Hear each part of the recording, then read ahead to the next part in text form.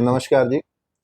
स्वागत है आपका हमारे ब्रजिट प्रमोशन में। आज हमारे साथ हैं आशीष सांगवान और पूनम बिष्ट। ये किसी पहचान के मोहताज नहीं है और आशीष भाई ने हमारे इंडिया लेवल पे जूडो के प्लेयर रहे हुए हैं और मैम ने इंटरनेशनल खेले हुए हैं। जी जी। सर बताएं अपने बारे में कुछ। Thank you so much. My name is Ashish Sangwan और मैंने 17 साल गेम किया है जूडो। और ये मेरी वाइफ है पूनम बिष्ट। मैं 7 साल का था तब से मैं गेम कर रहा हूँ। मेरे बड़े भाई एक्चुअली गेम करते थे, तो उनको देख देख के मैं जाने लगा, मैं सीखने लगा। तो वहाँ से मेरे करियर की शुरुआत हुई थी जूडो की। तो उसके बाद अब लास्ट टूर्नामेंट अपने फरवरी में खेला है, उसमें हम दोनों ने टीम में पार्टिसिपेट किया था, तो हमारा गोल्ड आया फरवरी में नेशनल गेम्स जो उत्तराखंड में चल रहे थे। आप दोनों लोग साथ ही खेलते हो? हाँ जी सर, हम दोनों साथ में खेलते हैं। मतलब हमारी वेट कैटेगरी अलग अलग है, पर जब टीम इवेंट होता है तो हम साथ में खेलते हैं। आप कितनी वेट कैटेगरी में खेल रहे हो? मैं सर 60 में खेलता था पहले, अच्छा। लेकिन अभी लास्ट टूर्नामेंट मैंने 73 में खेला। अच्छा मैम आप? मैं 57 स्टार्टिंग से मैं 57 वेट कैटेगरी में खेली। अच्छा अच्छा। हाँ जी। सर आपने कितनी ट्रॉफी जीती हुई है? सर मेरे को मतलब शुरू से अब तक देखा जाए ना, मेरे को बहुत सारे, जैसे हरियाणा में जो हरियाणा के लेवल पे होता है उसमें बेस्ट जूडो जूडो का भी बहुत सारी ट्रॉफी मिली हुई है, जो बेस्ट प्लेयर निकालते हैं टूर्नामेंट का। नेशनल में भी मेरे को बेस्ट प्लेयर की ट्रॉफी मिली हुई है। बाहर खेला हुआ हूँ, ठीक है। अच्छा तो बाहर आप बहुत कौन सारे, कौन से देशों में खेले हुए हैं? मैं सर जापान गया हूँ, ट्रेनिंग कैंप में भी रहा हूँ, खेलने के लिए भी गया हूँ, हांगकांग गया हूँ, चाइना गया हूँ, और एशिया चैंपियनशिप मैंने खेली हुई है बहुत बार। अच्छा मैम हाँ। आपने? सर मैंने भी चाइना ताइपे में इंडिया को रिप्रेजेंट किया था अच्छा वर्ल्ड जी। यूनिवर्सिटी गेम्स में। अच्छा अच्छा। हाँ जी। इंटरनेशनल में आप एक ही बार खेले हुए हैं? हाँ जी सर, एक ही बार खेली। उसके बाद मेरा लास्ट टूर्नामेंट था, उसके बाद मेरी जॉब लगी और अच्छा उसके अच्छा। बाद मैं अपने जॉब एसएसबी को रिप्रेजेंट करती हूँ अपने हर एसएसबी को जगह। आप रिप्रेजेंट कर हाँ रहे हैं? डिपार्टमेंट की तरफ से खेला हूँ। अच्छा आप भी कर रहे हैं सर? नहीं सर, मैं डिपार्टमेंट में नहीं हूँ। फिर आप अभी क्या कर रहे हैं फिलहाल? मैं सर, मेरा अभी हमने दोनों ने मिलके जिम ओपन किया है यहाँ अशोक विहार फेज 3 में, अच्छा एथलीट अरीना के नाम से। अच्छा। हाँ, वो एक क्रॉसफिट जिम है सर, और अभी क्रॉसफिट हमारा बॉक्स। फोकस है कि अब हम लोगों को फिट करें। हमने अच्छा खुद को बहुत फिट कर लिया, अब हम लोगों को फिट करना बहुत चाहते हैं। अच्छी बात है।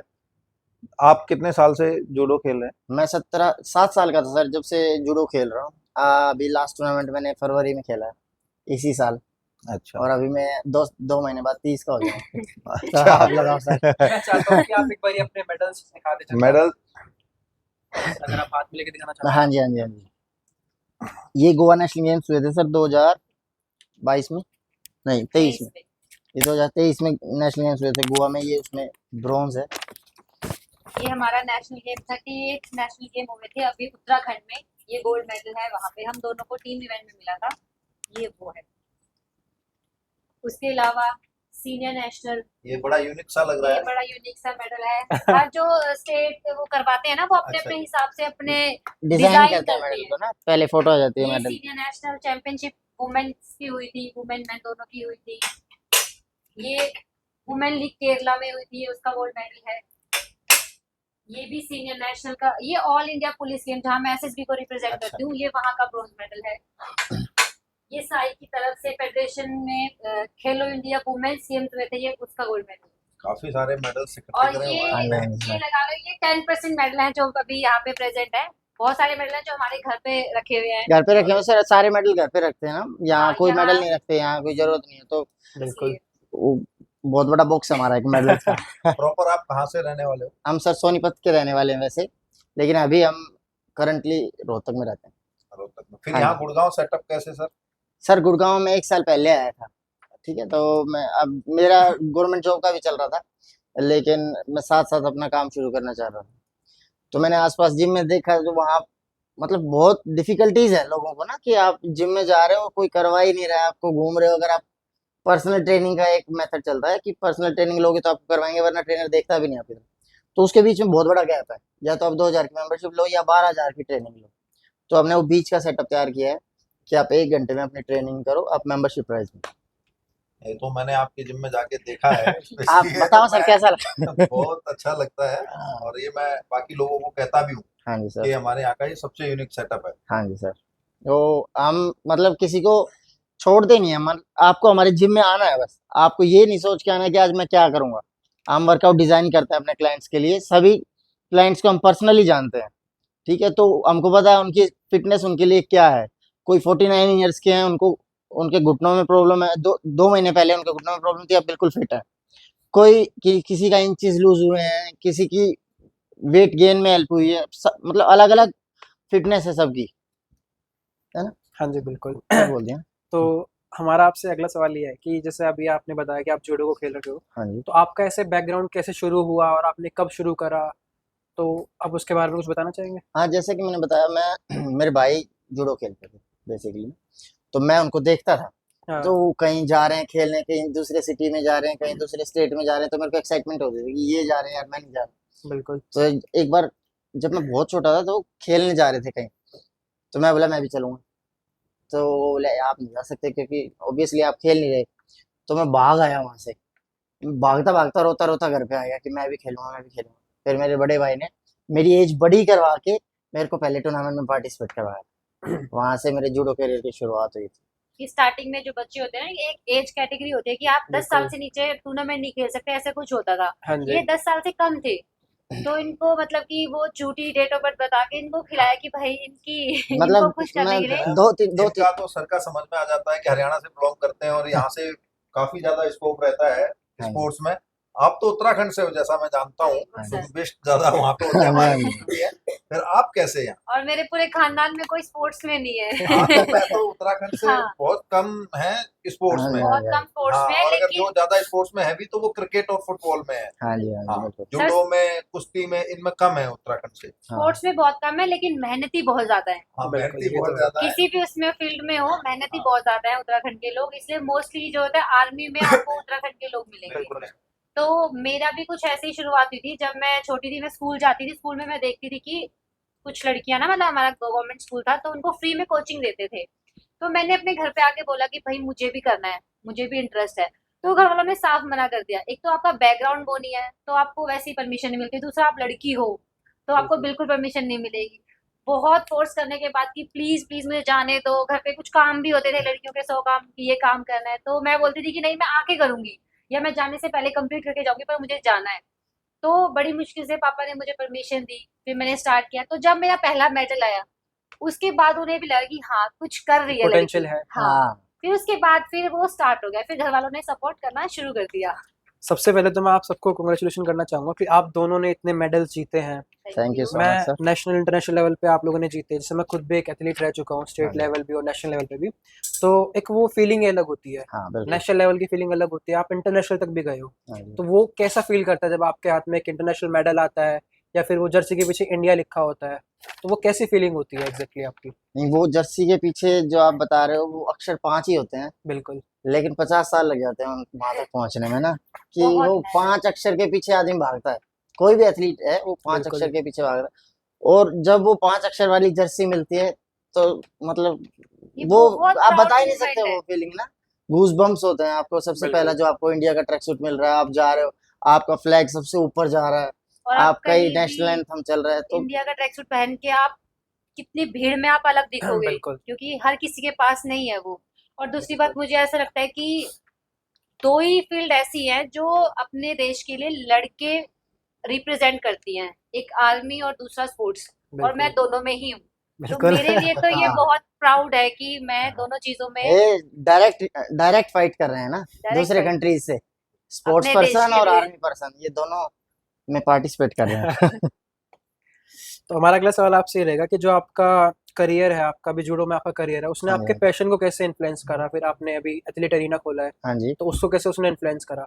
नहीं सर, जूडो में क्या है ना कि जिस आप जूडो करोगे या कोई भी गेम करोगे, सिर्फ जूडो की बात नहीं, आपको कांस्टेंट इंप्रूवमेंट की जरूरत होती है। लगातार आपको ट्रेनिंग करनी पड़ती है, डिसिप्लिन में रहोगे, ठीक है, डेडिकेशन दिखानी पड़ेगी आपको, आपको रोज एक चैलेंज फेस करना पड़ेगा। ऐसे ही एथलीट एरिना में ना, हम क्लाइंट्स को टीम की तरह बिहेव करते हैं, हम एक दूसरे के साथ ना। तो हम जो वर्कआउट डिजाइन करते हैं, जब हमारे क्लाइंट वर्कआउट कंप्लीट करते हैं, जो एक वो मूवमेंट होता है ना कि कंप्लीट के बाद उनको जो एक सेटिस्फेक्शन सेटिस्फेक्शन मिलता है, मिलती है। हाँ हमने वर्कआउट कर दिया, वो सेटिस्फेक्शन बहुत जरूरी है। ठीक है, हम मतलब क्लाइंट की इंडिविजुअल नीड के हिसाब से वर्कआउट करवाते हैं, उनको और उनकी फिटनेस के हाँ, हिसाब से मॉडिफाई कर देते हैं और एक्सरसाइज। हमें ऐसा भी लगा कि हमने इतनी ट्रेनिंग करी है, हमें 17-18 साल हो गए ट्रेनिंग करते हुए। हमने फॉरेनर कोच से ट्रेनिंग लिया, हमने स्किल्स पे काम किया, हमने फिटनेस पे काम किया है, इंडियन कोच से हमने ट्रेनिंग लिया है। तो जब हमारे पास इतनी नॉलेज है, अभी इतना हमारे पास, हमने जो काम किया है उसको हम यूज करें हम लोगों पे, है ना, कि लोगों में हम उस चीज से कुछ तो चेंज लाएं कि हमें अगर इतनी नॉलेज है, हमें इतना कुछ सीखा है हमने, तो हम हम्म। अप्लाई करें लोगों पे, ताकि उन्हें भी कुछ हमसे मिले। वो गेनिंग और वो कटिंग वाला वो वाला नहीं है हमारा ना। आपको 12 महीने एक शेप में रहना है, हाँ फिट रहना है, तो तो वो कहीं ना कहीं डिसिप्लिन जो रहता आपका एथलीट अरीना है वो क्रॉसफिट सेटअप है आपका है। एक। हाँ जी सर, क्रॉसफिट तो सेटअप। आपको किस चीज़ ने इंस्पायर करा कि आप एक क्रॉसफिट सेटअप करें गुरुग्राम में, और फिर उसका नाम एथलीट अरीना कैसे सोचा आपने? पता है सर, हम ना मतलब बस एक और जिम नहीं बनना चाह रहे थे, है ना, बिल्कुल। बहुत सारी जिम है, तो हम हाँ एक और जिम कोई वो हम एक यूनिक सेटअप क्रिएट करना चाह रहे थे कि लोगों को वैल्यू मिले ना, बिल्कुल। कि वो आ रहे हैं और कोई इनको पूछ नहीं रहा, वो वाला नहीं होना चाहिए कि हम एक बैच लेके चलते हैं अपना, ठीक बिल्कुल। है, 4-5 क्लाइंट्स के ऊपर एक कोच होता है, तो वो आपको आपकी लिमिट्स को पुश करता है। आप 20 कर रहे हो तो वो आपको 22 तक लेके जाएगा, आप 22 कर रहे हो तो वो आपको 24 तक लेके जाएगा, लगातार पुश करेगा आपको कि आप रोज एक चैलेंज को फेस करो और रोज उससे आगे बढ़ो। तो एथलीट एरिना एक क्रॉसफिट बॉक्स है वो। और हमने इतनी ट्रेनिंग की है सभी जिम में जाके, मतलब काफी जिम में हमने ट्रेनिंग करी है, हमने कभी मशीनों पे ट्रेनिंग नहीं करी, क्योंकि मशीनों पे हमें नहीं लगता कि आपकी बॉडी को मशीनों की जरूरत है। आप खुले वेट से जो ट्रेनिंग कर सकते हो, मशीनें आपको हैबिचुअल बना देती है। बिल्कुल। ट्रेडमिल क्या कर रहा है, वो खुद चल रहा है, बस आपको उसके साथ अपने पैर चलाने हैं। वो जो रेंज ऑफ मोशन होता है हाँ, प्रॉपर नहीं हो पाता आपसे है नहीं हो वो। खुद पाता। के बॉडी के जो एफर्ट्स है ना, वो मशीनों पे नहीं निकल पाते, वो आपको बिल्कुल। खुले वेट से निकलेंगे, और वही कर रहे हैं हम लोगों के लिए, ताकि आपकी जो नॉर्मल लाइफ है ना, उसमें भी आपको इम्प्रूवमेंट मिले, जो ना कि डेली, सिर्फ हाँ जिम हाँ, में। जो डेली लाइफ की एक्टिविटीज हैं आपकी, हाँ जी। जैसे हम हाँ ना, सारी जिम में होता है वैसे, लेकिन बर्पीज करवाते हैं, बिल्कुल। सर की तो लोग फेवरेट करते हैं है। बर्फी के वो नाम से। रिएक्शन टाइम आपका फास्ट हो जाता है, अगर आप मान लो कहीं चल रहे हो और कहीं ठोकर लगे गिर रहे हो, तो एकदम आप हाथ पे लैंड करते हो, वो बिल्कुल। आप मैं गिरोगे आपको नहीं, सीधी एक, छाती में हाँ, लगेगी या मुंह में लगेगा ना। एक इंसिडेंस मैं बताऊंगी आपको, हाँ जी। कि एक एक कोच थी, उनकी बेटी ये लगा लो 7-8 साल की। वो डेली, हम लोग एक टीम में ट्रेनिंग करते हैं, हम लोग ट्रेनिंग करते हैं, वो हमारे साथ आती है डेली। बच्चे क्या करते हैं, देख के सीखते हैं, फॉल लेना सीखते हैं जूडो में ना। तो वो ऐसी दौड़ रही थी, और ना पानी पानी गिरा हुआ था, उसका पैर स्लिप हुआ और वो सीधे गिरी। और मतलब वो, मतलब उसने हमारे साथ ट्रेनिंग करी, उसने हमें देखा, उसका माइंड इतना एक्टिव था कि वो ना जब फॉल लिया ना, तो जैसे जूडो में जो फॉल सिखाते हैं ना, आपका हेड गिरना ऊपर रहता सिखाता है, ताकि, क्योंकि ब्रेन में जब चोट लगती है तो वो बहुत। बहुत ज्यादा सीरियस होती है। उसने जब वो गिरी ना अचानक से, तो उसने अपना सिर ऐसे ऊपर रख दिया, उसको चोट ही नहीं लगी। मतलब एक रियल लाइफ में भी आपका वो चीज आपको कितना कहीं ना कहीं सपोर्ट कर रही इम्प्लीमेंट है। होती है वो चीजें। एक 8 साल का बच्चा, उसे कुछ नहीं पता होता, लेकिन हाँ वो, मैम, जब कोविड चल रहा था, हाँ, तो हम सुबह 5 बजे रनिंग करने जाते थे, मैं और एक और मेरा फ्रेंड था, तो दिन में तो निकलने नहीं देते थे, तो सुबह 5 बजे रनिंग करने के लिए निकले, और मेरे को ही ठोकर लगी, मैं पता नहीं होता ना सड़क पे क्या है, लगी, और लगते ही मैं रोल कर गया, जैसे हम सिखाते हैं रोलिंग, रोल करना, हाँ, फ्रंट रोल कर, रोल करके खड़ा होकर फिर भाग गया। वो कहीं ना कहीं और रियल लाइफ में इंस्टिंक्ट आ जाता है हाँ, ना। हो जाती है, और मतलब कोई आप नॉर्मल इंसान होता वो सीधा लंबा गिर जाता। हाँ वो छिल कोई, जाता पूरा। हाँ, कोई हाँ, नॉर्मल बच्चा आप होता वो उसका सिर लग जाता। मसल मेमोरी बिल्कुल। होते हैं ना सर, कि हाँ आप जी। 1 साल से लगातार रेपिटेशन रेपिटेशन कर रहे हो एक चीज की, हाँ, तो मसल मेमोरी बन जाती है, तो बिल्कुल। आप वही करोगे जो आपको सिखाया जा रहा अच्छा, जैसे मैंने एक चीज़ और देखी है कि जैसे प्रोफेशनल जो जिम्स होते हैं हमारे पास, वहाँ पे वेट होता है, हम लोग सिर्फ वेट के साथ पर्टिकुलर मोशन में एक्सरसाइज करते हैं। बट जब मैं खुद स्टेडियम जाता था, हमें क्या मिलता था कि एक रोड मिल गई, एक बेंच मिल गया, है। हाँ जी, हाँ जी, और एक बैंड मिल जा रहा है। लिमिटेड से उसी से हमें इक्विपमेंट है। सब कुछ कर देना है, उसमें अपने हम्म शोल्डर भी, चेस्ट भी, बैक हम्म भी, ट्रैप्स भी, लेट्स भी, आपके पूरे काफ मसल्स वगैरह, A to Z चीज़ें हमें वहीं से ट्रेन करनी है। तो कहीं ना कहीं एक वो चीज़ बहुत बेहतरीन होती है, और ये आपको किसी भी सेटअप में नहीं मिलती, बट वो आपके सेटअप में मैंने देखा पहली बार, हाँ जी, तो मेरे को वो चीज़ बेस्ट लगी। और मैं सजेस्ट करूंगा जितने भी एथलीट्स हमें देख रहे हैं, वो एक बार जिम विजिट जरूर करें।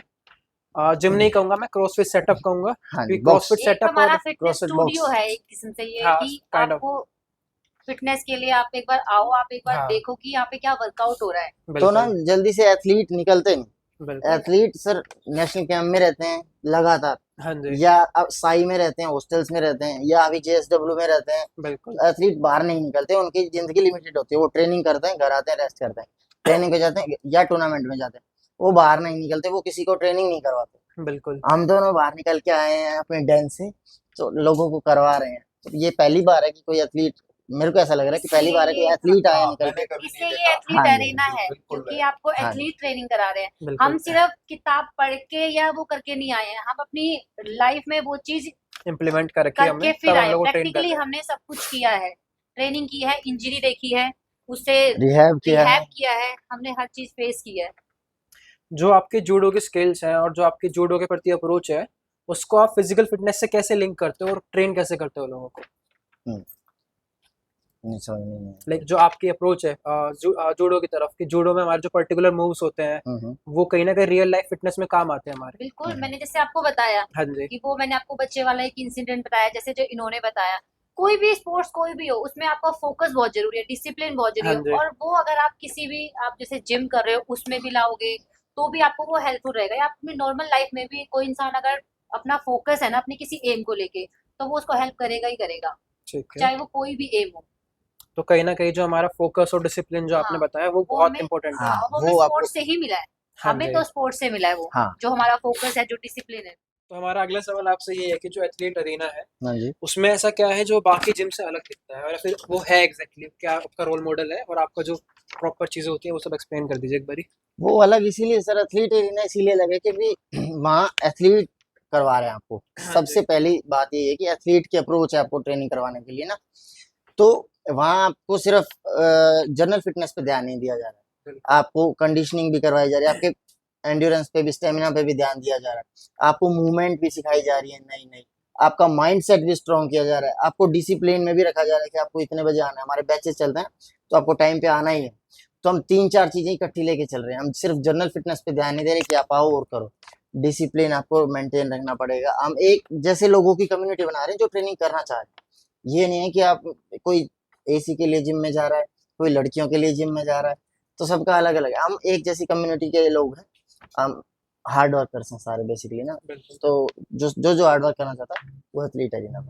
और जो आपका क्रॉसफिट सेटअप है वो आपको एक सबसे यूनिक पॉइंट बनाता है आपका। हाँ जी हाँ जी, वो मतलब क्रॉसफिट जिम हमारा बॉक्स है जो क्रॉसफिट, वो आपको हर रोज आपको नई मूवमेंट सीखने को मिलेंगे। बिल्कुल। ठीक है, तो जैसे मतलब ओलंपिक लिफ्टिंग होती है, स्नैच हो गया, हम बेसिक से सिखाते हैं, ये नहीं है कि आप आए हो तो आधे से शुरू हो जाएगा।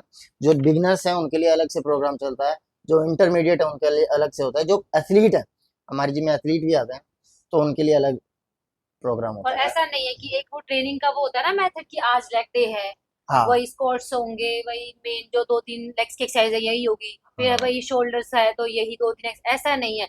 छोटे मसल पे भी काम होता है, बड़े मसल पे भी काम होता है, कोर पे भी काम होता है, रेस्ट के बारे में भी बताया जाता है कि कितना इंपॉर्टेंट है। मतलब हमारे में आपको हर चीज पे ध्यान दिया जाएगा, इसलिए एथलीट एरिना जो है वो एक एथलीट के मतलब एथलीट्स ने बनाया है, हम हैं वहाँ पे आपके जो आपको देख रहे हैं, आपके सुपरवाइजर जो है, इसलिए आपकी हर चीज पे काम किया जाएगा, और इसलिए आप आओ तो आपको पता लगेगा कि बिल्कुल औरों से क्यों अलग है। हमने तो बता दिया क्यों अलग है, बाकी आप आओगे तो आपको खुद डिफरेंस मतलब दिखेगा। इंटरनेशनल हम बाहर खेले हुए हैं, इंडिया को रिप्रेजेंट किया हुआ है वर्ल्ड स्टेज पे, तो वो अप्रोच है हमारी ना कि आप एलीट एथलीट्स के साथ ट्रेनिंग कर रहे हो, बिल्कुल। तो वो अलग एक्सपीरियंस है, बिल्कुल अलग, अलग एक्सपीरियंस है। तो हम चाहते हैं कि आप भी हमारे जैसे बनो, मतलब ऑब्वियसली नहीं जो बन सकते लेकिन एथलीट होते हैं लेके ना, आएंगे हम उस हाँ, पाथ तक उनका आपको। माइंडसेट बहुत अलग होता है। उनका बहुत स्ट्रॉन्ग माइंडसेट होता नॉर्मल है। हाँ लोगों से एक एथलीट का माइंडसेट बहुत अलग होगा। एक बिल्कुल। नॉर्मल इंसान को कोई इंजरी होगी, वो 2 साल तक उस इंजरी को लेके बैठा रहेगा।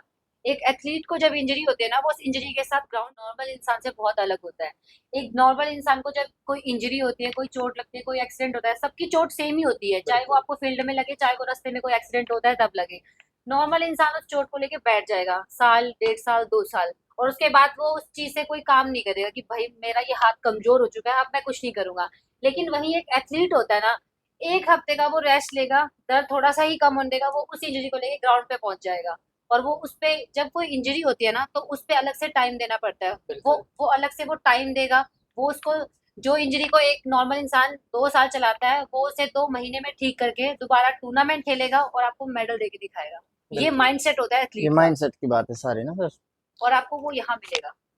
आप हमें अपनी दिनचर्या के बारे में बता सकते हैं कि आप कैसे शुरू करते हो, टिपिकल डे आपका शुरू कैसे होता है, और एक एथलीट से तो आप काम करते हो और खुद भी एथलीट हो, तो आपका ऐसे डे तो कैसे होता है सर पूरा? हम 5:30 बजे पहुंच जाते हैं जिम में, हाँ जी। 6 बजे से सेशन शुरू हो जाते हैं हमारे। हाँ जी। ठीक है, सेशन 6 बजे से शुरू होते हैं। तो क्या होता है, पहले जैसे सारे जब हमारे बैच के पूरे क्लाइंट आ जाते हैं एक बैच के, उसके बाद आपको जो जनरल स्ट्रेचिंग है वो करवाई जाती है। स्ट्रेचिंग के बाद सारा वार्म अप कोच करवाता है आपको, वो खुद करके दिखाते हैं आपको मूवमेंट, ऐसे नहीं कि वो बता देंगे, वो खुद मूवमेंट करके दिखाएंगे। सारे वार्म अप होने के बाद बोर्ड पे हमारा बोर्ड होता है जिसपे हम वर्कआउट लिखते हैं, तो उस पे पूरा वर्कआउट एक्सप्लेन होता है, सारी मूवमेंट एक्सप्लेन होती हैं।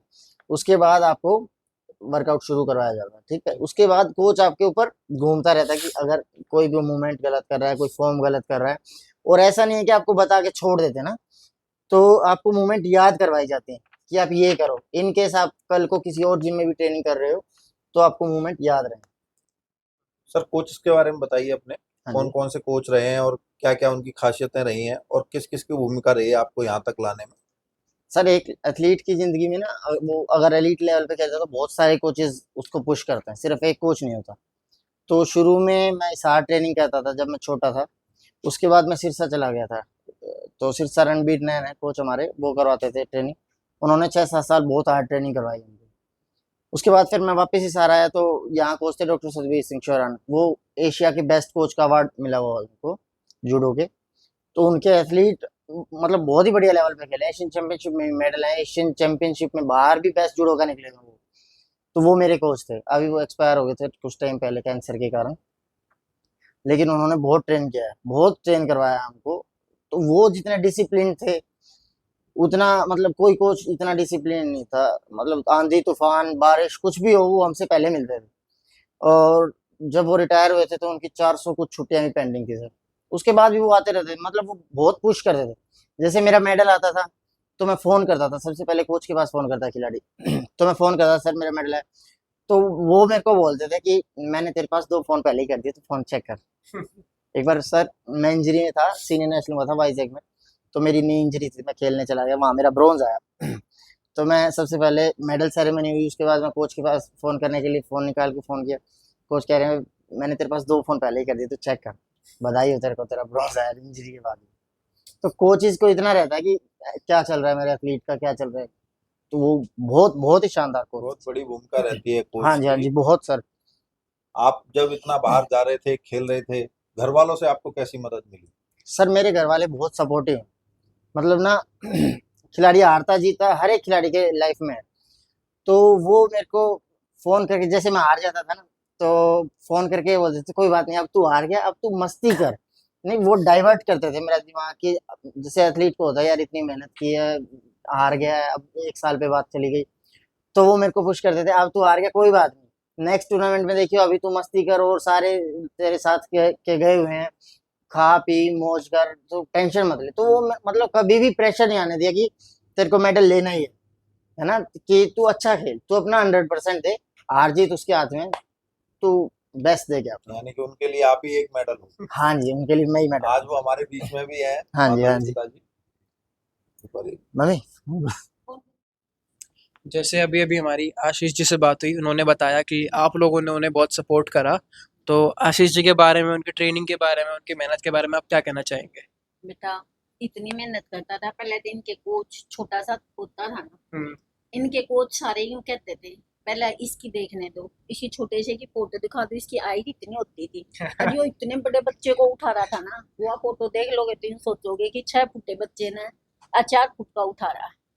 और फिर मतलब इसके इतनी थी, सारे यूं कहने लगे थे भी ये ऑल इंडिया का बेस्ट प्लेयर बनेगा, इतना इसमें जुनून था। और फिर जैसे भी प्रैक्टिस होती थी हार जीत का एक हिस्सा हो गया, आता था। हम ये कहते थे बेटा तू बिल्कुल टेंशन फ्री होकर खेल। मैं तो क्या होता था 4-5 बार बीच में फोन करती थी जब वो आता था बार बार से, फिर मैं यूँ सोचती कभी मायूस ना हो गया, फिर बिल्कुल। उठा के कर देती। माँ बेटा क्या कर रहा है, कुछ नहीं। मैं यूँ कहती बेटा मस्ती कर, बिल्कुल इंजॉय कर, इस सब के गेम देख, बस यही हमारी रहती थी। तेरे अंकल थोड़ी सी टेंशन हो जाते थे, घूमने लग जाते थे, ये इधर उधर, सबका अपना अपना नेचर होता है। बिल्कुल। पर मेरे को कभी टेंशन नहीं होती थी, मैं ये होती थी। हाँ, आशीष को होती होगी, पर इसी के लिए मैं बार बार से फोन करती थी। बिल्कुल, ये तो बात हाँ सही है। हाँ, जैसे पेरेंट्स का थोड़ा कंसर्न रहता ही है बच्चों के बिल्कुल। लेकर। हालांकि हमारा बहुत यूं था कि बहुत ऊंचे लेवल पर, मतलब ऑल इंडिया में तो इसकी इतनी पहचान है कि सब जानते हैं, कोई भी क्या देगा आशीष सांगवान जी होगा उसी टाइम। हाँ भाई, यूं पूछते थे भाई हरियाणा से आशीष आया हुआ है, हम्म। नेशनल खेलने जाते थे बच्चे, हरियाणा से आशीष आया हुआ, इसका इतना खौफ था। अच्छा, मैं एक चीज़ और जानना चाहूँगा। आशीष भैया ने हमें बताया था कि आप भी किसी गेम से रिलेटेड थे, आपने पहले कोई गेम्स खेले हुए हैं, तो मैं आप उसके बारे में आप क्या कहना हाँ चाहेंगे? बेटा, मैं कबड्डी खेलती थी। हाँ घर जी। वालों ने जैसे जाने नहीं दिया, हमारी टीम बनने लग रही थी लड़कियों की, तो घर वाले किसी के भी नहीं जान देते थे, 1-2 लड़की के पेरेंट्स तैयार हुए थे। हाँ तो जी। मेरा इतना सपना था कि मैं खेल लूँ कबड्डी, पर नहीं जाने दिया था। फिर मेरा ये था, मैं इनके लिए तो बेटे शुरुआत में क्या पूछोगे, मैं यूँ कहती थी बच्चों को, ये बहुत छोटे होते थे और स्टेडियम था दूर, मैं हाँ यूँ जी। कहती बच्चों बेटा तेरे को 30 रुपए दे दूंगी, मेरे बच्चों को ले जाइए स्टेडियम तक। कोई भी बच्चा हाँ नहीं बता था, स्टोरी बता देता, नहीं मैं नहीं ले जाऊंगा, मैं नहीं ले जाऊंगा। कई बार बहुत छोटे होते थे, एक रेलवे जैसे वो लाइन होती है ना ट्रैक, वो बीच में आती थी, तो मैं इसको एक बार तो मैं और मेरी बेटी जैसे है, इनसे बड़ी है वो, हम दोनों देखने चल पड़े भी, बहुत लेट हो गए, छोटे छोटे हैं दोनों। तो इनकी दादी जी थी, वो भी रोने लगी भाई बच्चे नहीं आए अब तक। फिर जैसे इनके पापा को तो हम बताते भी नहीं थे कि हम ढूंढने चल पड़े बच्चों को। तो हम दोनों ले, दोनों मस्ती से अपना ऐसे करके बैग दोनों आने लगे।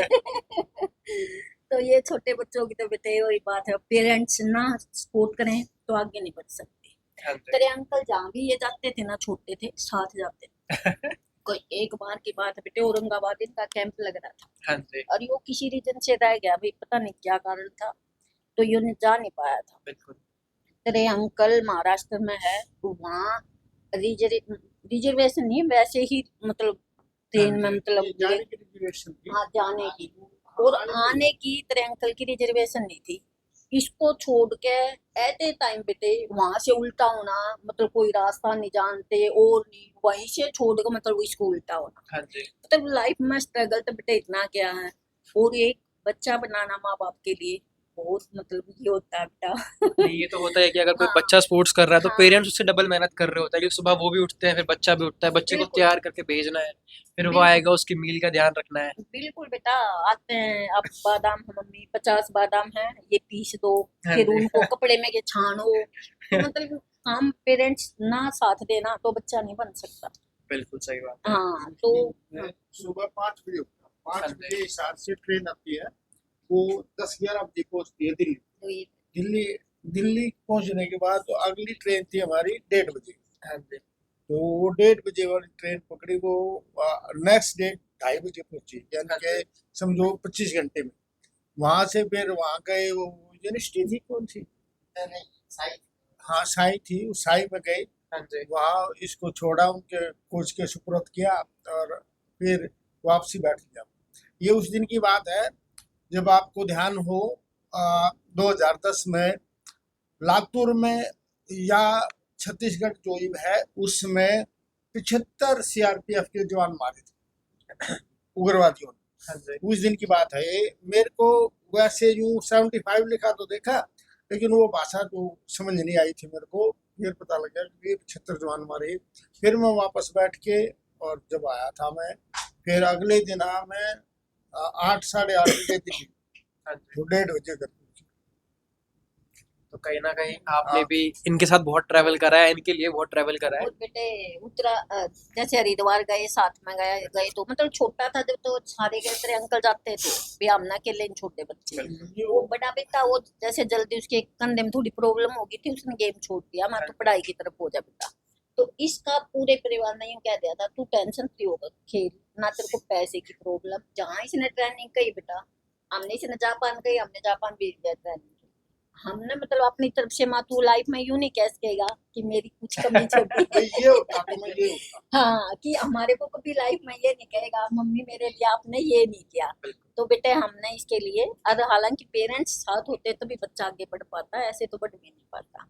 तो इसने बेटे ऑल इंडिया यूनिवर्सिटी का गोल्ड, सीनियर नेशनल में गोल्ड, सब जूनियर के तो 5 या 7 गोल्ड, हाँ जी, और जूनियर में all India national university game, national games में 2 मेडल हैं। तो कोई भी इंडिया की तो कोई भी इवेंट ऐसी नहीं है जिसमें गोल्ड इसका नहीं हो। जूडो जूडो इंडिया की जूडो हाँ की ऐसी जूडो कोई की इवेंट नहीं हाँ है जिसमें इसका गोल्ड ना हो। गोल्ड ना हो, कि ये जितने भी शुरू टूर्नामेंट होते हैं। वेरी फर्स्ट में जब ये इसकी उम्र बढ़वाई थी, 9 साल का था, ये 10 साल की करवाई थी, तो ये स्टेट में फर्स्ट आया था ना, सेकंड आया था। तो सेकंड के बाद तो फर्स्ट ही जा सकता है आगे, ये नहीं जा पाया था। फिर दिसंबर में स्कूली हुई, स्कूली में 2005 में इसका पहला गोल्ड मेडल था। उसके बाद कभी सिल्वर, कभी ब्रॉन्ज, कभी गोल्ड, इस तरह से लगभग आते रहे। एक आध बार अलग है, जैसे कोई इंजरी होगी या भी मतलब जैसे कोरोना क्या, तो आगे नहीं हुई नेशनल, तो ये था, वरना तो हर साल इसका मैंने कहा है। ये 2005 में बेटे स्कूल खेलता था, मैं खेलने गया ना यहाँ दिल्ली है आशीष, और सतपाल कौन था रेसलिंग का, सतपाल, हाँ सतपाल वो इसका पहलवान। थपकी मार का 500 रुपए दिए थे, कितना बढ़िया खेला, बिल्कुल छोटा सा था ये हाइट में। कितना अच्छा मतलब मन पा रहा था, क्योंकि रेसलिंग का जो था ना उसी में था इनका इवेंट। तो हाँ, इसकी कमर पर हुआ बेटा हुआ, तो इसको यूं करके इसको 500 दे दी, चल तू चीज खा के आ, मिठाई लेके आ। क्या मैसेज देना चाहोगे आप माँ बाप को जो अपने बच्चों को तैयार कर रहे हैं? मैं ये कह रही हूँ, यदि पेरेंट्स तैयार करेंगे ना तो बच्चे जरूर होंगे, पर उनकी केयर करना बहुत जरूरी है। आजकल बच्चे क्या फोन ले लेते हैं घर से, जैसे जी चुरा के स्टेडियम में चले जाते हैं, वहाँ कुछ करते नहीं। बेटे बहुत बच्चे हो रहे हैं ऐसे आजकल कि जी चुरा लेते हैं, पढ़ाई से लगा लो, खेल से लगा लो, क्यों गलत कामों में फंस जाते हैं। माँ बाप ऐसे सोचते हैं भाई बच्चा जाके का बार टाइम टू टाइम जो भी उनका कोच उनसे पूछो हमारा बच्चा क्या कर रहा है, क्योंकि हमने कभी यूं भरोसे पे नहीं छोड़ा इनको कि हमने ऐसे छोड़ दिया। हम स्टेडियम में पहुंच जाते थे, पेरेंट्स ध्यान नहीं देगा तो बेटे बच्चे की होती है कच्ची उम्र। जल्दी किसी उसको- रिजल्ट की कामना ना रखो कि भाई ओहो 1 साल भेजा भाई रिजल्ट नहीं आया, घर बिठा लिया या दूसरे गेम में डाल दिया या भी नहीं पढ़ ले तू, इस तरह से थोड़ा सा टाइम तो लगता है हर चीज। पेशेंस होना चाहिए बेटे पेशेंस कि तो पेरेंट्स को रखना चाहिए, और बच्चे कोच से यदि वो मिलेगा तो लगभग अंदाजा हो जाएगा भी तेरा बच्चा इसमें चल सकता है कि नहीं चल सकता। कोच 1-1.5 साल में बता देते हैं आपका बच्चा इसमें चलेगा या नहीं चलेगा। कई कोच तो बहुत अच्छे होते हैं, कहते हैं जी गेम में कुछ नहीं करेगा, इसमें पढ़ाई में कर दो, क्योंकि बच्चे का पता हो जाता है भी कुछ कर पाएगा या नहीं। तो आशीष भैया के केस में ऐसा था कि सबको पता था कि उनका पोटेंशियल बहुत अच्छा है और वो डेफिनेटली कुछ करेंगे। इसको बिल्कुल, इसको तो कोई कोच ऐसे ही नहीं कहता था कि नहीं करेगा। और आप मैम के बारे में क्या कहना चाहेंगे? मैम भी आज मैंने एक्चुअल में इसकी 10th की और +2 की तो आज देखी है, मैंने कभी देखी है नहीं थी, तो आज देखी थी बेटे इसके इंग्लिश में 89। मतलब तो मैं पढ़ाई में भी बेटा बहुत बढ़िया, पढ़ाई में बहुत पढ़ाई में भी इंटेलिजेंट बहुत थी। बढ़िया। आज देखी मैंने इसकी 10th और +2 की उठा के, तो ये बहुत इंटेलिजेंट, मैथ में 90, तो इतने नंबर आ गए। आशीष भैया आशीष भी पढ़ाई में अच्छा था बेटे, पर उनके कितने आए थे? क्या था नहीं, इसके पास ना तो मैथ था, इंग्लिश में तो क्या ना मैथ में तो क्या था, एक कोई सुंडू संडू इसके आगे बैठा था। मैं बोला सुंडू मेरा पेपर करवा दिया, नहीं तो भाग लेकर थे देखूंगा। ये जूडो की गलत शक्तियां इस्तेमाल करी जा रही है। वो सुंडू का पता नहीं सही नाम था क्या था बेटे, सुंडू ये कहा करते हैं। बोले सुंडू या तो मैथ का दिखा दिए, नहीं तो तन्ना बाहर लेकर जाता है कि साथ तन्ना जरूर देखूंगा। तो सुंडू भैया बच के रहना। मैथ का करवा दिया, या मैथ में पास हो गया, मैथ में इसका हाथ का एक था बेटे। इंग्लिश बढ़िया थी बेटे इसकी, इंग्लिश भी, पॉलिटिकल साइंस भी और और हिंदी हिस्ट्री भी में और तो क्या चीजें था ठीक थी। बेटे, एक बार यो देख कर चला जाता था, थोड़ी नजर मार कर तो भी क्वेश्चन मतलब लिख दिया करता, यूं नहीं था वीक नहीं था, पर एक मैथ 0 था इसका। एक बार तो ऐसा हुआ पेपर किसी चीज का था, तैयारी किसी सब्जेक्ट की करके चलेगा। और दूसरे बच्चे के साथ जिद कर रहा, नहीं ऐसे नहीं है, यही पेपर है, तू तो और कुछ पढ़ रहा है। वो बोला ना भाई पेपर हिंदी का हिस्ट्री का यो बहस हो रही, यो बोला ना भाई हिंदी का, वो बोला भाई हिंदी का कौन हिस्ट्री का है, वो बोला भाई तू ये गलत है, वो बोला चला गया। करा बताओगे गेम पढ़ाई हाँ, गेम में तो बेटा ये बहुत ही अच्छा रहा शुरुआत से ही। 2005 में इसका पूनम का, हाँ पूनम का जैसे 6 साल ये थी, 6th क्लास में बताती है कि ये 6th क्लास से ही बहुत अच्छी, इसकी मम्मी से एक बार फोन पे बताने लगी वो बोली ऐसे कहती थी, इसकी मम्मी यूँ कहती पानी कौन चढ़ाएगा ऊपर, ऊपर रहते थे भी पहले रेंट पे पंचकूला में, तो ये बोली तेरे बिना पानी कौन चढ़ाएगा ऊपर, भाई तू चली जाएगी खेलने। ये इसकी मम्मी की बताई हुई है, ऐसे कहती है मम्मी मैं ना पानी ऊपर चढ़ा के फिर चली जाऊंगी, लेकिन मैं जाऊंगी शाम में भी मैं आकर भर दूंगी, पर मेरे को गेम से ना रोको, क्योंकि जिस बच्चे को थोड़ा जुनून हो जाता है ना तो बच्चा रोक के रुकता नहीं किसी पे। फिर इसकी शुरुआत में जैसे 2 लाख कितनी मतलब वो आई राशि आई, तो पेरेंट्स को भी हौसला होता है, अवार्ड आता है, जैसे आशीष का इसका 2 लाख आ गए, 3 लाख आ गए, अवार्ड आता है। अब ये नेशनल गेम्स के इनके 14 लाख आएंगे, यूं नहीं पता कब आएंगे। आ जाएंगे, सरकार को दे तो पर सोनर ये और लेटर पक्के दे तो बेटे की आएंगे, तो ये अवार्ड आता है तो पेरेंट्स को और भी हौसला होता है, क्योंकि क्या होता है बेटे एक स्पोर्ट्स के बच्चे पे बहुत पेरेंट्स को लगाना पड़ता है, तो थोड़ा सा हेल्प मिल जाती है हमारे जैसे मिडिल फैमिली को, भाई चलो कुछ तो आया है बच्चे, तो इस कारण फिर इसकी मम्मी पापा को हौसला हो गया, 2 लाख आए ये बहुत बड़ी राशि है, और हमारी फैमिली के लिए तो 2 लाख, सही बताऊं बेटे हमारी फैमिली के लिए तो 2 लाख उस टाइम बहुत बड़ी बात थी बेटे, क्योंकि बच्चे के ऊपर साथ साथ लगता रहता, कुछ बचता तो है। तो जब के बाद इसके पेरेंट्स ने बहुत ध्यान देना शुरू कर दिया, खिलाड़ी फिर या वहाँ होगी पटियाला, इसका साई में, हाँ हाँ NIS में वहाँ इसका सिलेक्शन हो गया, वहाँ बेटे फ्री में होता बच्चे का सब कुछ, ट्रेनिंग खाना पीना, तो वहाँ और यूँ हौसला हो जाता, अभी कुछ भी नहीं लग रहा बच्चे का, तो या 2 साल 3 साल वहाँ उसके लिए रह भी मुझे बहुत कराना पड़ा, क्योंकि लड़की को बाहर भेजना किसी और दूसरे उसमें ना, कि कहाँ कैसे रहे, क्या रहेगी बिना पेरेंट्स के। फिर बेटा इसको भगवान की दया से नौकरी मिल गई एसएसबी की, फिर तो और भी पेरेंट्स को यूँ हो गया चलो भी नौकरी भी मिल गई, साथ साथ अवार्ड भी आ रहे हैं तो पेरेंट्स और भी खुश हो जाते हैं इस बात से। खिलाड़ी तो तैयार ये भी करना बहुत बढ़िया बहुत खिलाड़ी बड़ी रही है। बात होती है। उसके खर्चे एक्सपेंसिव है, उसका खाने का है, पीने का है, वो बहुत बड़ी चीजें होती हैं, इनके बहुत खर्चे होते हैं। इनके दोनों के पिता जैसे केस चले हुए हैं हरियाणा में हाँ। कोच के लिए, जिस दिन भी मतलब वो पुराने बच्चों को चिंता करते हैं तो हो सकता है उनमें कभी भी इनका काम बन जाए, पर आज उसका तो फिर भी हो गया तो फिर रहना। कहीं ना मैंने कहीं तो आप यही कोचिंग में भी दिखेंगे हमें। हाँ। नहीं चलो। आज इसका क्या रहा, मैंने तो इसी के लिए पूनम की हमारी इच्छा है हाँ कि कोचिंग साइड। तो थैंक यू सो मच, आपने हमें इतना टाइम दिया। अब हम बढ़ते हैं आगे सेगमेंट की ओर। आशीष भाई, किसी भी एथलीट के जीवन में माँ बाप की भूमिका को आप कैसे देखते हैं? माँ बाप सर, हरियाणा के लोगों को ना बाहर से बहुत स्ट्रांग माना जाता है कि ना बहुत स्ट्रांग होते हैं हरियाणा के लोग। और मतलब स्पोर्ट्स में भी बहुत सारे हरियाणा डोमिनेट करता है इंडिया लेवल पे। लेकिन मैं स्ट्रांग की बताता हूँ पेरेंट्स की। जब भी मैं खेलने जाता था तो मेरी मम्मी के सेम डे पेट में दर्द हो जाता था ठीक है, लूज मोशन हो जाते थे जब तक मेरा रिजल्ट नहीं आता। तो वो बहुत परेशान रहते थे जब तक मेरा रिजल्ट नहीं आ जाएगा, कोई फाइनल डिसीजन, हार या जीत वो मैटर नहीं है, लेकिन जब तक कोई फाइनल डिसीजन नहीं आ जाता उनको लूज मोशन लगे रहते थे। मतलब वो इतना टेंशन रखते थे। किसी भी माँ के बारे में बात कर रहा हूँ मैं, माँ तो माँ ही होती है। बिल्कुल। तो फिर वो इतना सोचते हैं जब तक कोई फाइनल डिसीजन नहीं आता वो घूमते रहते थे। उनको नींद नहीं आ रही, उनको खाना अच्छा नहीं लग रहा है। जब डिसीजन के बाद वो कुछ खाते पीते थे और रेस्ट करते, थोड़ा बहुत सो लेते थे, तब वो जाके सोते थे। जब तक मेरा रिजल्ट नहीं आता था वो ना सोते थे ना वो रुकते थे, कोई भी काम नहीं कर पाते। हरियाणा के लोग ज्यादा भावुक होते हैं, ये तो मैं वैसे ही मानता हूँ। नारियल हाँ की तरह बाहर से बहुत ज्यादा सख्त और अंदर से बहुत ज्यादा नरम है। हाँ जी, पर माँ सर सबकी मतलब ना कि लूज मोशन लगे जब तक बच्चे का रिजल्ट नहीं आ रहा है ना, क्योंकि साथ में उन्होंने भी मेहनत की है। बिल्कुल। तो वो सो नहीं पा रहे हैं, बार बार फोन करके पूछ रहे हैं। मैं स्विच ऑफ कर देता सर जिस दिन मेरा इवेंट होता है। तो मेरी ये मतलब शुरू से मैं स्विच ऑफ कर देता हूँ फोन जब मेरा इवेंट होता है। तो आस पास से पूछ रहे हैं, किसी कोई मेरा फ्रेंड गया हो उसके पास फोन कर रहे हैं कि क्या रहा क्या रहा। जब तक फाइनल कुछ भी रिजल्ट नहीं होता तब तक बहुत परेशान रहते थे, ये बहुत। तो मैं खुद ही मानता हूँ, बच्चे से ज्यादा माँ बाप की मेहनत रंग लाती है हाँ बच्चे के जीवन में। बिल्कुल सर, बिल्कुल। और सर, यूथ को क्या मैसेज देना चाहोगे जो तैयार होना चाहते हैं इस यूथ फील्ड सर, में?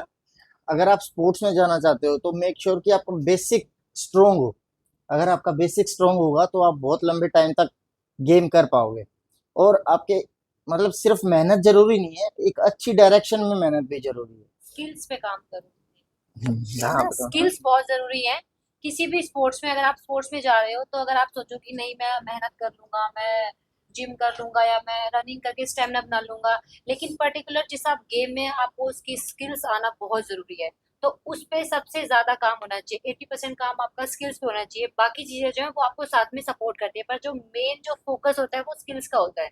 तो सबसे ज्यादा आप स्किल्स पे काम करें और स्पोर्ट्स और में। अगर आपको हाँ हाँ, और ट्रेडिशन फॉलो मत करो कि ना मेरे कोच ने मेरे को ये करवाया था अब मैं इनको ये करवाता हूँ, ये आगे। ट्रेडिशन फॉलो नहीं करना सर। स्पोर्ट्स में साइंस आ गई है, तो आप साइंस बैक्ड वर्कआउट जो आए हैं उनको उनको अपने वर्कआउट में शामिल करो। ये नहीं है कि आपके कोच भी 100 पुशअप कर रहे थे, उनके कोच भी 100 पुशअप कर रहे थे और आज आप भी 100 ही पुशअप कर रहे हो। ऐसा तो नहीं होना चाहिए। साइंस जो बैक वर्कआउट प्लान है, जो स्ट्रक्चर है, एसएनसी कोच है, उनको अपने साथ जोड़ो या आप उनके साथ जुड़ो और मिनिमम इनपुट के साथ मैक्सिमम आउटपुट निकालो। फ्यूचर प्लान क्या है सर आपका? सर हम एथलीट एरिना को एक फिटनेस का हब बनाना चाहते हैं कि हम चाहते हैं कि हमारा क्लाइंट कोई भी ये ना कहे कि हमारा वर्कआउट अच्छा नहीं हो रहा या हमारी कार्डियो अच्छी नहीं है या हमारी स्ट्रेंथ अच्छी नहीं है। मतलब कि हम एथलीट एरिना को ऐसा बनाना चाहते हैं कि वो आप वहाँ आओगे तो ये गारंटी के साथ आओगे कि आप यहाँ फिट हो जाओगे। ये तो मैंने भी देखा है, आप किसी हाँ सर। सप्लीमेंट को सजेस्ट नहीं हाँ करते हाँ हो। हाँ जी, हाँ और जी। दूसरा, आप कोई खाने पीने की रोक टोक पे ध्यान नहीं देते हो। हाँ जी सर। हाँ। हम कहते हैं आप 70% डाइट 30% वर्कआउट या 70% वर्कआउट 30% डाइट पे फॉलो मत करो। हम कहते हैं 100% वर्कआउट करो और 100% डाइट लो। बहुत अच्छा है। हाँ जी सर। अच्छा, हमारा आपसे अगला सवाल रहेगा कि जब आपने एक बिजनेस लाइन में आप एंट्री ले चुके हैं, बेसिकली आप एक एंटरप्रेन्योर है फिलहाल, हाँ जी। फिटनेस एंटरप्रेन्योर मैं कहूँगा आप लोगों को, तो आपने कौन से चैलेंजेस फेस करे एक जिम अरेना को ओपन करते हुए, और फिर उनसे आपने कैसे उनको ओवरकम करा? नहीं, बहुत सारे चैलेंजेस थे सर, बहुत सारे जिम थे पहले से ही ना। हाँ जी। और हमारा सबसे बड़ा चैलेंज था कि लोगों को कैसे बताएंगे कि हम क्या करवा रहे हैं। लोग आके बोलते हैं कि मशीन ही नहीं है, हाँ जी। है ना। लोग जिम में लो- एंटर करते थे और बोलते मशीन नहीं है, चले जाते थे। सेटअप, अभी हमारा शुरुआत है तो छोटा सेटअप है, तो बोलते थे बस इतना ही है। कोई कई क्लाइंट बोलते थे कि रनिंग कहाँ करवाओगे आप, ये तो बहुत छोटा स्पेस है। सर ने पूछा था हमसे कि आप रनिंग कहाँ करवाओगे, अब तो सर ही बताएंगे कि रनिंग कहाँ होती है। रनिंग पार्क में होती है हमारे। तो सर हम आउटडोर एक्टिविटीज भी रखवाते हैं, हफ्ते में या 10 दिन में एक बार आउटडोर वर्कआउट भी होता है हमारा, जिम के अंदर भी रहता है। तो बेसिकली क्रॉसफिट ना स्ट्रेंथ, वेट लिफ्टिंग, आपकी बॉडी मूवमेंट और कार्डियोवास्कुलर एक्टिविटीज, इनका कंबाइन एक वर्कआउट होता है, वो आपको डेली फॉलो करना पड़ता है। और चैलेंजेस यही थे कि लोगों को ये समझाना कि ये क्रॉसफिट सेटअप जो हमारा है ये मशीनों का नहीं है। जैसे आप बाकी जिम में जाओगे ना, हाँ मशीनें हैं, ये बेंच प्रेस करना है या स्क्वाट्स करने हैं, वो ये आप दूसरी 10 मशीन ये कर होगी, लो, आप 10 वो 10 कर 10 लो। सेट कर लिए, तीन सेट कर लिए, 10 10 रेप्स के ना, ये सब एक वो बना हुआ है एक शेड्यूल कि हाँ यही होता है, सबको पता है। लेकिन हमारा थोड़ा उनसे अलग है, हमारे हर दिन ट्रेनिंग अलग होती है, अलग मसल्स पे काम होता है, छोटे मसल बड़े मसल, जैसे पूरी बॉडी पे हम इंड्योरेंस, स्टेमिना, स्ट्रेंथ, पावर, हर स्ट्रेचिंग, चीज पे काम होगा, वार्म अप से लेकर कूल डाउन तक। तो जो चैलेंज है वो यही है कि लोगों को पहले ये समझाना कि यहाँ हम करवा क्या रहे हैं। जब एक बार कोई एथलीट अरीना में आ जाता है, ज्वाइन कर लेता है, उसके बाद फिर कोई चैलेंज नहीं है, उसके बाद वो खुश है वर्कआउट से, जितने भी लोग मतलब हैं। बहुत सारे जिम में देखा है सर कि किसी को भी कोई भी ट्रेनिंग करनी है, वो जाके 5 मिनट ट्रेडमिल पे वॉक कर रहा है, फिर स्टार्ट कर रहा है एक्सरसाइज। आप वार्म अप का कॉन्सेप्ट ही नहीं है कोई। हाँ जी। तो यहाँ हम एथलीट एरिना में सर, जैसे जिस बॉडी पार्ट का है, जिस जो वर्कआउट होता है, उसके सारे मसल्स को, जॉइंट्स को पहले एक्टिव करते हैं, बिल्कुल। जॉइंट्स की मूवमेंट करवाते हैं ताकि वो अच्छे से खुल जाए, उसके बाद वर्कआउट में डालते हैं ताकि इंजरी के चांसेस कम रहे। अच्छा, तो हम लोगों को इजी वे में समझाने के लिए बोल सकते हैं कि अखाड़े का एक थोड़ा मॉडर्नाइज्ड वर्जन ये है। नहीं सर, अखाड़े का मॉडर्नाइज्ड वर्जन नहीं है। हाँ आप जी। ये बोल सकते हो कि रो फिटनेस है। रो फिटनेस। हाँ, मशीन्स नहीं है। क्रॉसफिट में मशीन्स कम होती है, तो आपकी लंग कैपेसिटी हम बुलेट प्रूफ कर देंगे। बिल्कुल। ठीक है, आपकी स्ट्रेंथ बुलेट प्रूफ कर देंगे, आपकी body weight movement bullet proof कर देंगे। हम आपको बीस्ट बनाना चाह रहे हैं बेसिकली, बिल्कुल। जो बनना चाहते हैं। हाँ जी। और हम चाह रहे हैं कि जो हमारा ये जो एथलीट अरीना है ना, जो हम यहाँ ट्रेनिंग करा रहे हैं, वो जो आपकी नॉर्मल लाइफ है ना, उसमें आपको बहुत हेल्प करे। वही बात है कि अगर आपने मसल बना लिया, आपने पुशअप्स कर लिए, लेकिन अगर आपको रनिंग पे भागना हुआ तो मौत तो पड़ आपकी जाती सांस फूल गए। बिल्कुल। तो इसलिए हम उन चीजों पे भी काम कर रहे हैं कि आप जो नॉर्मल लाइफ में चीजें कर रहे हैं ना, उसमें भी आपको ये बहुत सपोर्ट करे। है। आपको कोई रनिंग के लिए कह दे तो आप सबसे आगे जाओ, आपको कोई वेट उठाने के लिए कह दे तो आपने सबसे ज्यादा उठा दिया, हाँ, आपको कोई पुलअप के लिए कह दे तो सबसे ज्यादा मार। बिल्कुल। तो मतलब हर हर चीज में चीज आप पे काम कर रहे हैं ओवरऑल। अभी हमने एक छोटा सर्वे करा था, तो आपका जो लोकेलिटी में जहाँ पे आपका अभी करंटली आपका जो जी जी सेटअप है, तो वहाँ पे लोगों ने, मोस्टली लोगों ने ये बोला कि वहाँ पे इक्विपमेंट्स नहीं है, फीस बहुत महंगी है, हाँ जी और उनको एक डाउट है कि यहाँ पे क्या ट्रेन करेंगे। हाँ जी तो मेरे को कहीं ना कहीं वो चीज़ लगती है कि वो लोकेलिटी का हिसाब थोड़ा सा है। अगर आप बिजनेस सेंस में देखते हो, हाँ जी अगर आप एक एज अ बिजनेसमैन आप बात करते हो, आपको बिजनेस सेटअप करते हो अपना, हाँ जी तो कहीं ना कहीं लोकेशन बहुत इंपॉर्टेंट होती है। हाँ जी हाँ जी। तो आप इस बारे में क्या कहना चाहेंगे कि लोकेशन आपने ये क्यों चुनी? नहीं सर, ये बेसिकली ना ये ऑन रोड लोकेशन थी, ये ऑन रोड लोकेशन थी, और यहाँ आसपास कोई क्रॉसफिट का सेटअप भी नहीं, हाँ जी। सारी रेगुलर जिम है। बात रहती है फीस की सर, तो हाँ जी। फीस ना, आप मतलब मैं आपको ये नहीं कह रहा कि आप हमको पहले मेंबरशिप दे दो। हाँ हम जी। बोलते हैं अपने इंक्वायरी जो आती है कि आप 2 दिन ट्रायल लो, हाँ जी। आपको जब तसल्ली हो जाए तब आप पे करो, पहले ही दिन आपको पेमेंट करने की जरूरत ही नहीं। आपको बिल्कुल। वर्कआउट में कोई डाउट है तो आप 2 दिन वर्कआउट करोगे तो थोड़ा आपको क्लियर हो जाएगा कि तो जो सर्वे में एक चीज़ और हमने देखी वो था कि कहीं ना कहीं फीस का इशू था, कि लोगों को लग रहा है आपकी फीस ज़्यादा है। ओके। तो उसके बारे में आप क्या कहना चाहेंगे? ओके, तो लोगों को हमारी फीस ज्यादा लग रही है। बिल्कुल। तो आप ये देखो, जो नॉर्मल जिम होते हैं हाँ जी। और आप उसकी फीस को हमारी फीस से कंपेयर कर रहे हैं, हाँ आप जी। उस जिम में जाएंगे, आप मान लो 1000 रुपए भी दे रहे हो उस जिम में, आप किस चीज के दे रहे हो? सिर्फ आप उनकी मशीनों पे बैठने के, उनको यूज करने के, जो कि आपको यूज करनी आती भी नहीं है, शायद आपको नहीं बिल्कुल। पता है कि क्या ट्रेनिंग करनी है, सिर्फ आप उस चीज के पैसे दे रहे हो। हम आपको ट्रेनिंग करा रहे हैं। हाँ जी। आप खुद बताओ, अगर आप किसी जिम में जाके पर्सनल ट्रेनिंग लेते हो तो क्या चार्जेस होते हैं उसके? आसपास की जिम के जो रेट हैं, आप बताओ, आप ही बताओ, हाँ, आप पर्सनल ट्रेनिंग के आपने कितने चार्जेस सर्वे हैं? किया है तो आप स्टैंडर्ड बताओ। तो चार्जेस हमारा जो पर month एवरेज है रहता है हाँ, पर मंथ per अपना 12 से 15,000 रुपये 12 से मिनिमम 15,000 रुपए पर पर्सनल मंथ ट्रेनिंग के दे रहे हो आप, हाँ और जी वो अनट्रेन्ड बंदे, मतलब बिल्कुल ट्रेंड होंगे लेकिन हमारे जितने ट्रेंड नहीं, हाँ हम जी एलीट एथलीट है। हम आपको करवा रहे हैं एक्स अमाउंट में, आप 12-15 हजार उसके दे रहे हो, उसके बाद मेंबरशिप के आप मेंबरशिप अलग के आप देते हो। अलग से दे रहे हो, उसके बाद वो आपको 3-4 सप्लीमेंट भी बता देते हैं कि आप ये लो, आपका एक महीना 20,000 में पड़ रहा है, उसके मुताबिक हमारी फीस कंपेयर करो आप। हाँ ठीक जी है, फीस जो तो हम ले ही नहीं रहे हैं एक्चुअल हाँ में। जी हम हमारा तो बस एक्सपेंसेस निकल रहे हैं हमारे, अभी तो हम फिटनेस पे ध्यान दे रहे हैं कि क्लाइंट तैयार हो, क्लाइंटों को मजा आए ना वर्कआउट करने में। एक्चुअल में अगर आप पूरा निकालोगे तो आप महीने की 20,000 रुपए फीस रेगुलर जिम में दे रहे हो, हमारी वो तो कुछ भी नहीं, आधा भी नहीं है, बिल्कुल एक महीने की तो आधा भी नहीं है हमारी जिम की और उन जिम की फीस। उनकी 1 महीने की और आपकी 6 महीने की भी बराबर नहीं हो रही है। हाँ, अगर बिल्कुल आप उनकी एक महीने की देख रहे हो और हमारी 6 महीने की देख रहे हो तो भी बराबर नहीं है, तो भी हमारी कमी है। बिल्कुल। और उनसे अच्छी ट्रेनिंग है, हाँ जी उनसे सारी चीजों पे हम काम कर रहे हैं, तो और एथलीट आपको करवा रहे हैं, बिल्कुल तो और हम हर 15 दिन में क्लाइंट से रिव्यू भी लेते हैं कि आपको ट्रेनिंग अच्छी लग रही है नहीं लग रही है। अच्छी लगने का मतलब ये नहीं है कि आपको बस आपको मजा आना चाहिए ना कि हाँ हम गए टाइम पास हो गया, ठीक। आपकी बॉडी पे इम्प्रूवमेंट हो रही है नहीं, क्योंकि सबकी बॉडी अलग है। बिल्कुल सबका इम्प्रूवमेंट की जो वो है ना वो अलग अलग है, किसी को जल्दी इम्प्रूवमेंट हो रही है, किसी को लेट हो रही है। तो हम सबसे पूछते हैं, तो हम मतलब क्लाइंट के हिसाब से ट्रेनिंग करा रहे हैं।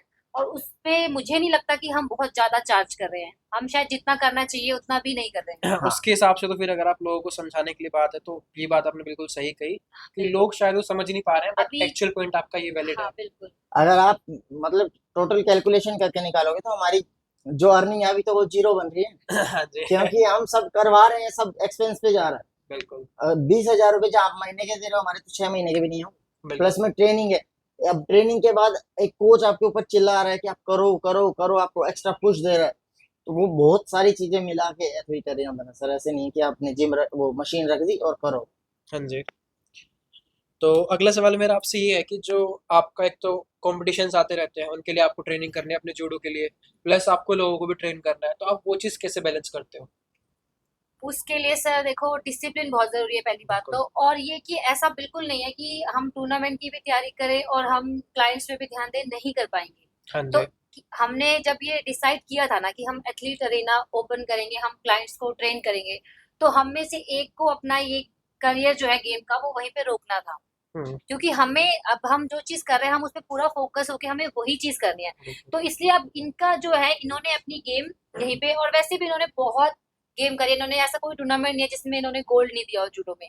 तो अब इन्हें कि अब मैंने जो इतना मैंने अचीव कर लिया, अब मुझे वो लोगों को उस चीज में लोगों को ट्रेन करना है, मुझे लोगों पे वो चीज दिखानी है। वो कहते हैं ना कि ज्ञान आपके पास इतना है तो उसको यूज करो, उसको लोगों को भी सिखाओ। तो अब इन्होंने जो अपना गेम का करियर यहीं पे रोक दिया है, अब ये लोगों को ट्रेन करते हैं। हाँ जी और मैं हूँ, मैं ये मुझे भी ट्रेन करते हैं साथ बिल्कुल में, मैं ट्रेनिंग भी कर रही हूँ और मैं साथ में अपना दोनों चीजों पे ध्यान दे रही हूँ। जैसे टूर्नामेंट का हमारा सीजन होता है सर, ऑफ बिल्कुल सीजन होता है, ऑन सीजन, तो ऑफ सीजन में वो रेगुलर रहते हैं, जैसे ही सीजन आता है तो फिर ऑन ऑफ क्लाइंट्स के पास आते रहते हैं। तो फिर मैं अपना ट्रेनिंग पे ध्यान देती हूँ, अपना मतलब गेम पे।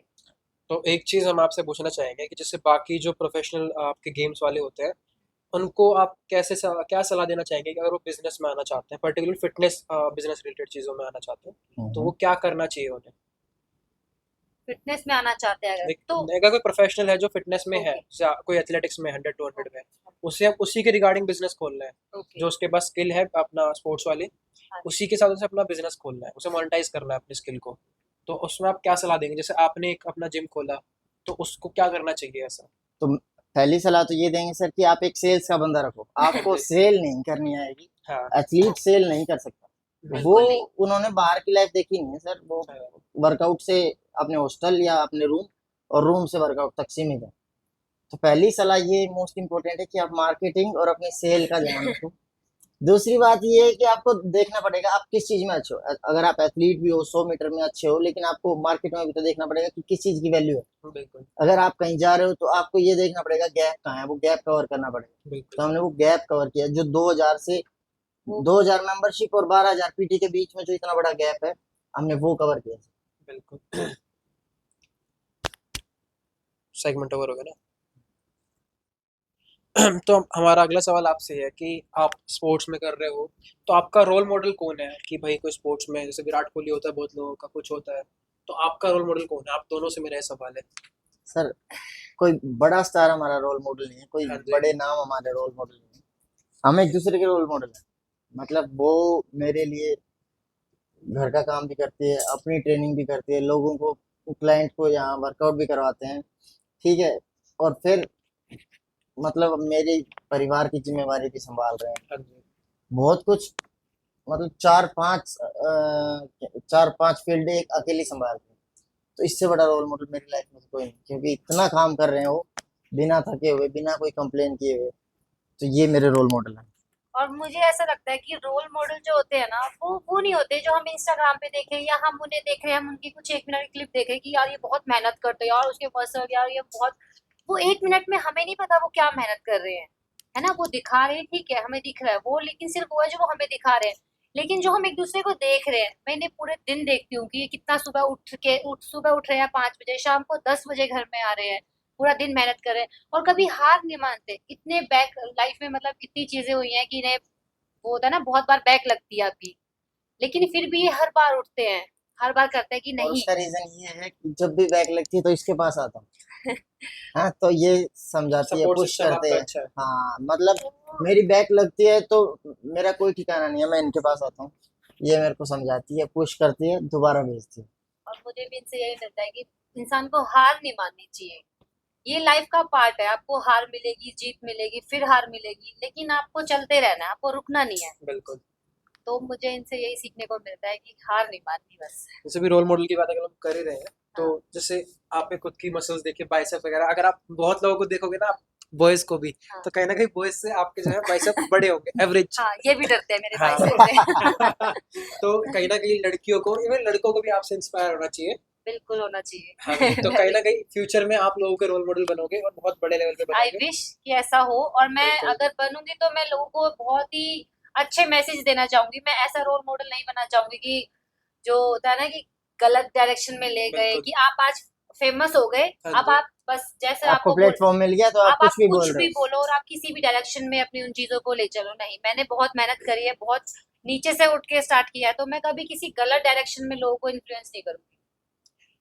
अच्छा, आखिरी सवाल जो हमारा रहेगा वो आपसे ये रहेगा कि जो आपका एक पॉजिटिव इम्पैक्ट जा रहा है लोगों के ऊपर, उसके बारे में आप क्या कहना चाहेंगे और लोगों के रिव्यू क्या है आपके पॉजिटिव इम्पैक्ट को लेके?